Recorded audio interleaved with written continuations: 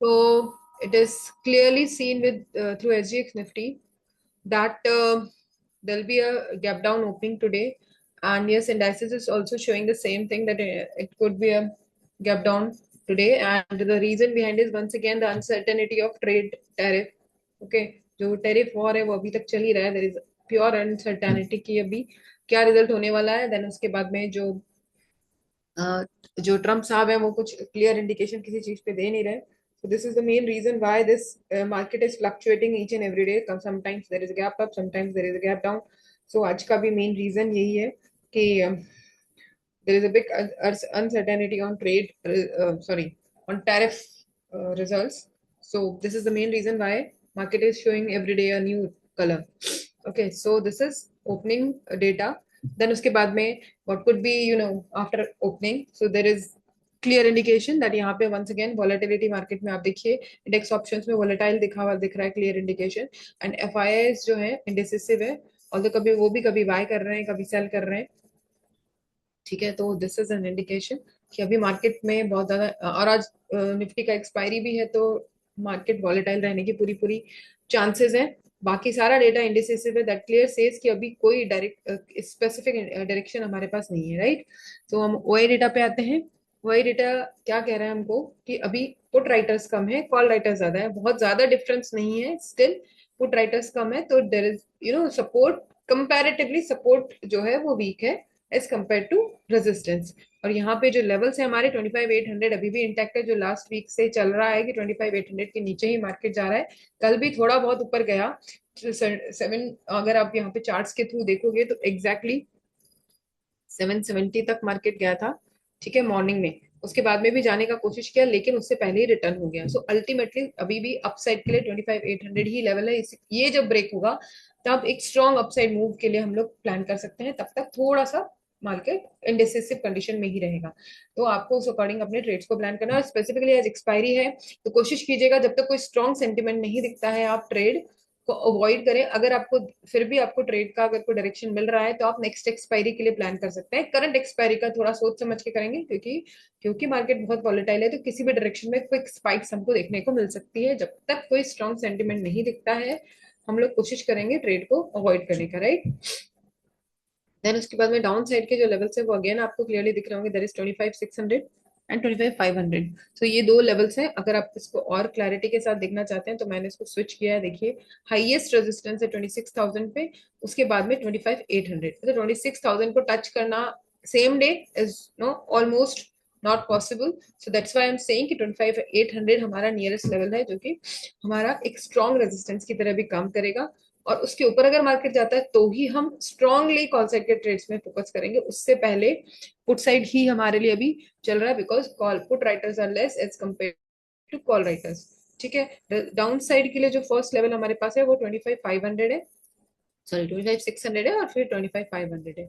Although market अगर gap down open होता है 25,800 के, सॉरी 25,600 के आसपास ही ओपन होगा, हो सकता है उससे नीचे भी हो सकता है ओपन. तो ये सब चीजें, ये लेवल्स को हम ध्यान में रखेंगे, और फर्स्ट 15 मिनट की कैंडल जो भी हमको रिजल्ट देती है उसके हिसाब से अपने ट्रेड को प्लान करेंगे. देन उसके बाद में नेक्स्ट जो हमारा है बैंक निफ्टी. बैंक निफ्टी में भी अभी 61,500 जो है हमारा फर्स्ट रेजिस्टेंस है. ठीक है, करंटली जहां पर है वहां पर रेजिस्टेंस स्ट्रांग है, तो यहाँ से नीचे आने की ही प्रोबेबिलिटी है ऊपर के कंपैरिजन में. राइट, तो वंस अगेन फुट साइड के ट्रेड्स का ही अभी ज्यादा वेटेज है करंट सिचुएशन के अकॉर्डिंग. इधर ओआई डेटा को देख लीजिए, या फिर आप आपका एसजीएक्स निफ्टी को देख लीजिए, चाहे आप एफआईडीआई डेटा देख लीजिए. सारा कुछ यही इंडिकेट कर रहा है कि चांसेस फुट साइड की ज्यादा है. अब नेक्स्ट जो डाउन साइड का जो आपको यहाँ पे दिख रहा है 61,000 जो है वहां पे एक स्ट्रॉन्ग सपोर्ट है.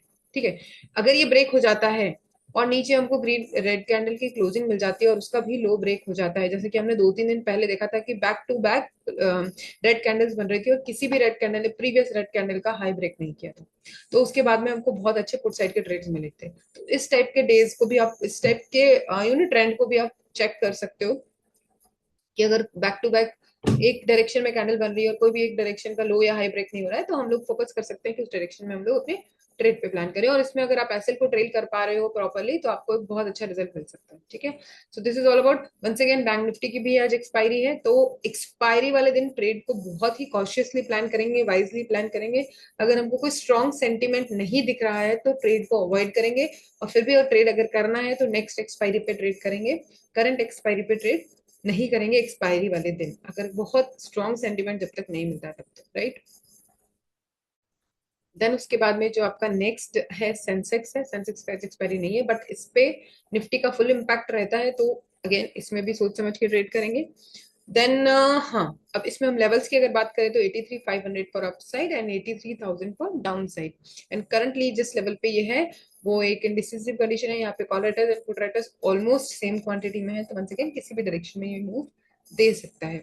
और अगर ओवरऑल भी देखेंगे तो दोनों call wise put wise almost similar है, तो यहाँ पे फिलहाल बैलेंस की कंडीशन है, बट अकॉर्डिंग टू अपना F I D I and SGX Nifty downside का ही ट्रेड अभी बन रहा है।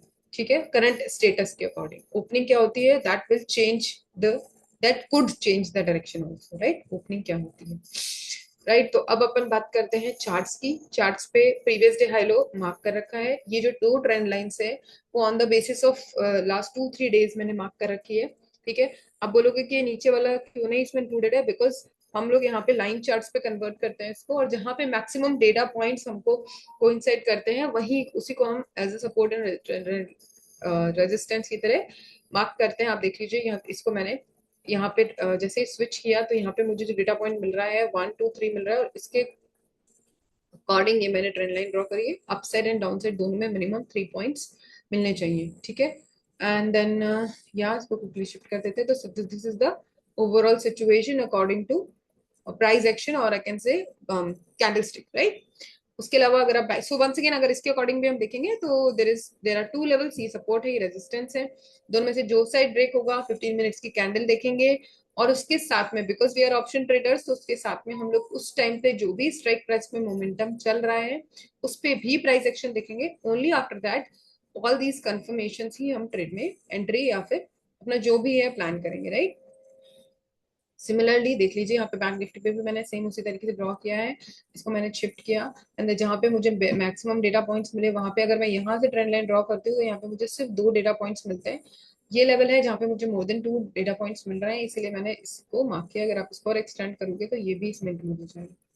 सो ultimately this will be the resistance and support according to trend line for bank Nifty. ये डायग्राम में आप लोग ये चार्ट का जो इमेज है ये आप लोगों के साथ मैं ग्रुप में शेयर करती हूँ, तो you can check if you want, if it is beneficial for you, you can use these levels also, right.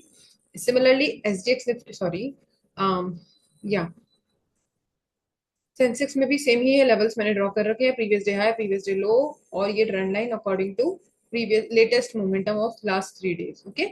So this is all about today's market overview about, you know, planning for today's market. You can focus on these levels, and if benefits you, you can draw all these levels in on your charts and track the market or track the indices in which on which exactly you are trading, right. And yes, once again I would like to share one thing that on from this Friday we'll be starting one new series that is stock based stock analysis हम लोग उसमें करेंगे।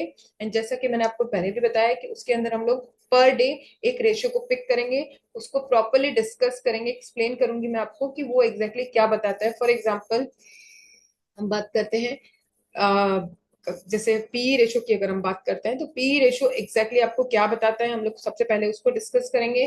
फिर ये discuss करेंगे कि P ratio की क्या रेंज होनी चाहिए, कब वो एक गुड बाय की रेंज में आता है स्टॉक, कौन से स्पेसिफिक रेशो पे, और कब कौन सा रेशो क्या होना चाहिए, पी रेशो की क्या वैल्यू होनी चाहिए जबकि हम उस ट्रेड से एग्जिट या फिर उस स्टॉक से एग्जिट कर ले।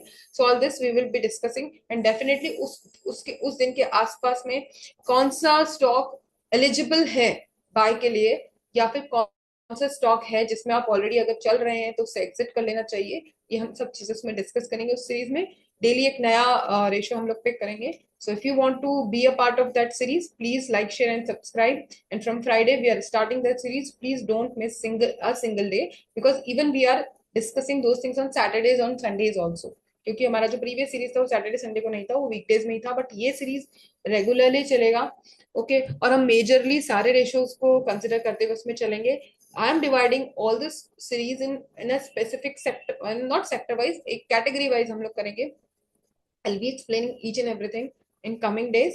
So please like, share, and subscribe and be a part of that series if you truly want to um, select your stocks wisely. Okay. So on that note, let's conclude today's session. Have a profitable trading day to all of you. Thank you.